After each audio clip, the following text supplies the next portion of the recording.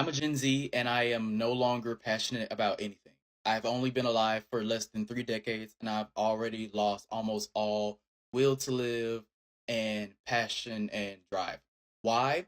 Because America and American capitalism has put lifestyle behind a paywall. America says that we are so burdened, we the people are so burdened with human life that we must benefit from the existence of all of you people. So the least you all could do is be cogs in our machines, aka funnel money into billionaire businesses. So we'd find some of you worthy of keeping alive. That's why livable wage isn't easily accessible. We don't want all of you to stay alive. We don't like it's a lot of y'all. It's too many of y'all. It's just enough that it's enough to keep us rich, but it's too many for us to like have to care about all of y'all because all of y'all aren't billionaires. All of y'all aren't even millionaires. Most of y'all aren't even middle class. Why the fuck? I think that's what pisses me off the most about like the political state of America is that I want them to just straight up say like, "Hey, we're evil." Like, "Hey, the reason why everything's so expensive is because we don't want y'all to be able to afford to stay alive." Like, we're even increasing the price of sustenance, like food and shelter, because we don't want y'all to stay alive. We've literally made it illegal to be homeless because we want y'all to kill yourselves. We don't want y'all to stay alive. Please die. Please stop asking us to make everything affordable. We want y'all to starve to death. Whew. There's a lot to unpack in this video. And I want to juxtapose this video with the next person I'm going to show who has a completely different perspective. But I can't let this one go because this came across my feed. And first, I was struck by the fact that this guy says he's almost 30 and he's talking about taking his life. He's talking about he can't deal with it. And it's not because of a specific thing. It's because of a system of oppression. And some kind of rich set of people, are trying to basically starve out. And I'm assuming reduce the population so that reasons, right? And that's why he's having a hard time and he wants to die.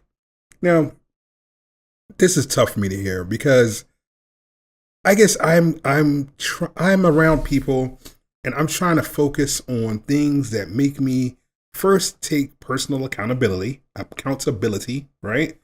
And second, you only have two choices. You do a thing, you try it, maybe you fail at it, you learn something from that failure, you apply what you learned, you try again, and you do this again until you succeed. That's the point of life. Learning and growing, right? There's only two options. You do or you die. You can only control you. I can only control me. So I'm listening to this guy. Kid, really. He's a kid. Even though he's 30, he's a kid. And he's saying, the system, things are holding me back. They want us to die. They want to starve us out. And so now I just want to die. That's blowing my mind. There's all these external reasons for why he has a problem with being wherever he wants to be in life. And now he's saying that I guess the rich people are not wanting to take care of, why there's an assumption of caretaking, but not wanting to deal with the amount of poor people, even though the people that are the majority are the ones who pay to fund the rich. So they need people to buy their products or services or whatever it is that they do. Right? So I don't get that logic. But when you get into that, when you start spiraling, when you start crashing out, all of this kind of stuff starts making sense. All the stuff about the system and people around you and reasons and all this stuff starts making sense. And I'm definitely not trying to make it sound like you got to bootstrap yourself up, because that's not what I believe. In fact, I believe that most of us can't do things on our own. I'm a man of faith. I believe in God. And I believe that you put in the work and God is going to get you through what you frankly can't do by yourself. So I don't believe in systems. They exist for sure. There's always going to be, you have your own deck of cards, and there's always going to be a person with a better hand, and there's also going to be a person with a worse hand. But you're still going to have to play the same game. You're going to have to play the game and figure out how to make the most of your hand so you can get the outcome that you control. Because you can't control the odds. You can only control how you play your hand. Or you fold. I'm not a gambler. So I don't know. I don't do Vegas gambling. I live in Vegas, but I don't do the gambling. So I don't get this. I mean, I want to hear the rest of what he has to say. It's depressing.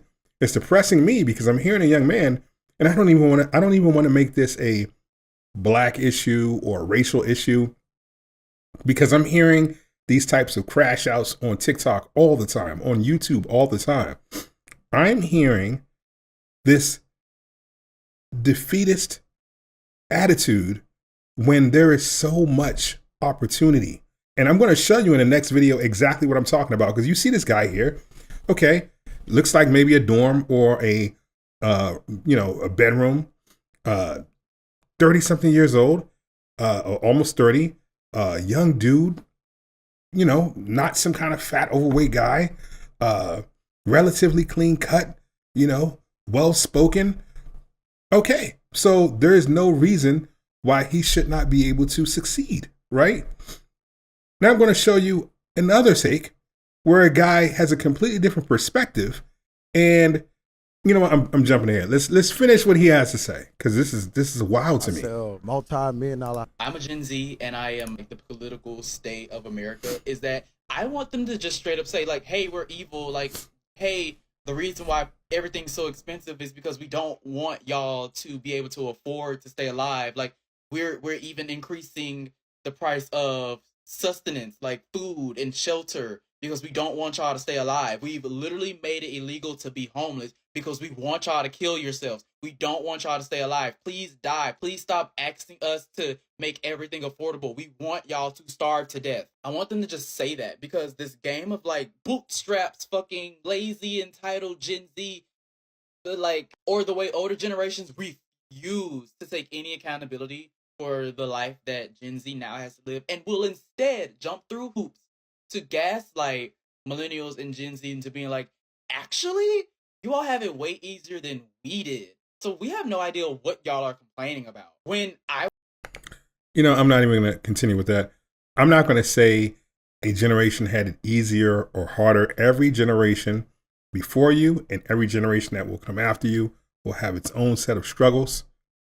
The generation that came before you had a different struggle, and some found a way to overcome, and some didn't. There are people right now living through struggles, and either they're going to find a way to overcome those challenges, they're going to find a way to play their hand, or they won't, or they're going to fold. And the ones that are going to come after, they're going to redeal the deck. We're going to reshuffle the deck, and there's going to be a couple of more stinkers. And the generation beneath us, my daughter, her generation, they're going to have to deal with the cards that they're dealt. Now, what is the option that we have here? I can either do the best that I can, and this me speaking for the people of this generation, the people that are alive right now with agency to do something, despite all the adversaries and obstacles against them. Either I can do something to do my best with the time that I have, with my day, to enrich myself, take my opportunities, and do something for my daughter so I can give her the best possible options for when she's ready to go out into the world without my protection. Or I can say, hey, you know what? The government, the rich people, the system, pick your poison. I couldn't do it. Couldn't protect my daughter, so you're on your own. Sorry, so sad. It was stacked against me, so it's stacked against you. I don't know. It's wild to me. We can keep going though. Was your age, I paid off my house and my car just being the milkman. Y'all just refuse to go get jobs. Oh, jobs don't pay a livable. I sell multi-million dollar houses to rich people. Love it. I want to make I want to make $100 million. Love it. And if I don't do that, then what's life like? Yeah, I know. All right, let's look right there. Let's look at the difference. All right. So this guy, this is Alex Hormozi, not him. The guy who was talking, also a black guy, so minority, so harder. Some would say harder, right? Dreadlocks, big dude. So some would say imposing, right? So he's already got things stacked against him. Some might say not as well spoken as the other guy. I don't know, right? I think it's fine, but you know what? Not the other people. I'm not the op, right? So some would say that.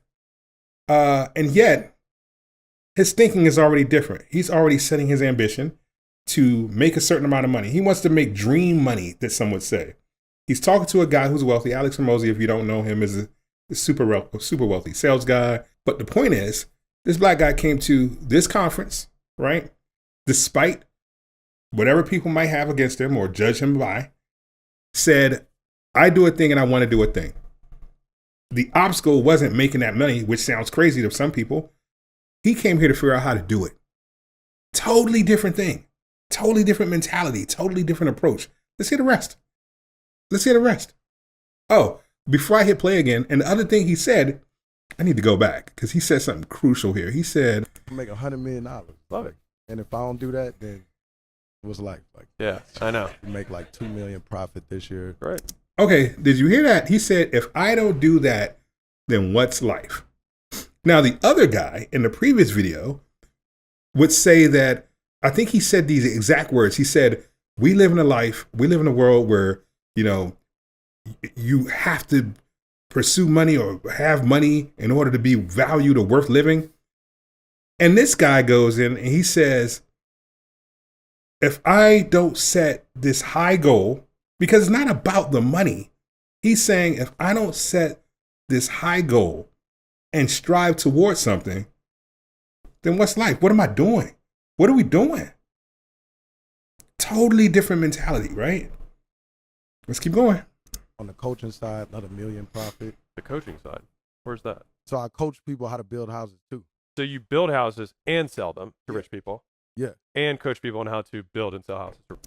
Okay, so let's stop there. This is just full of gems. This guy said, okay, I sell houses to rich people.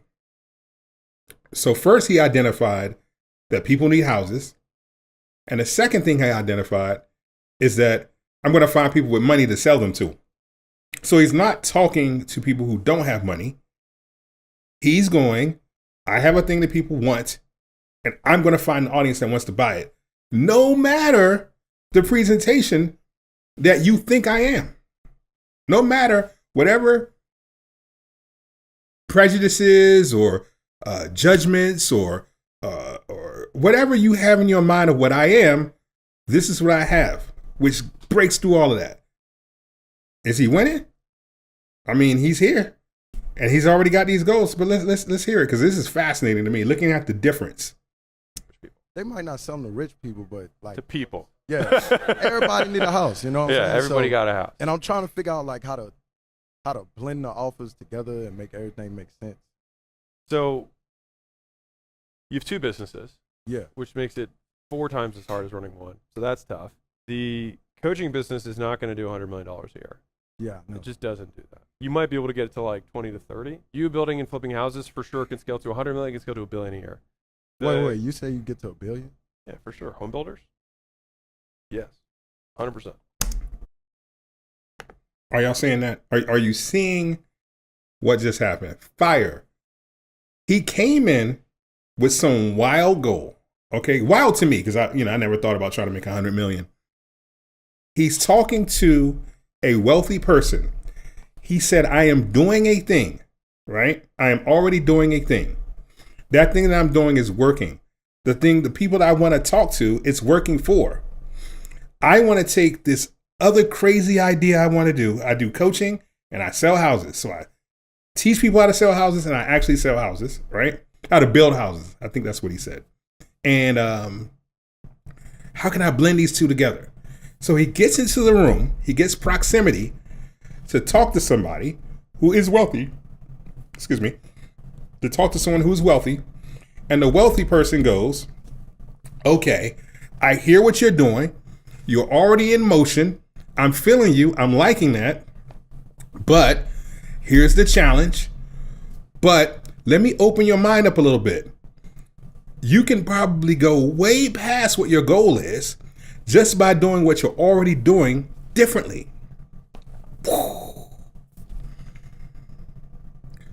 Where's the system?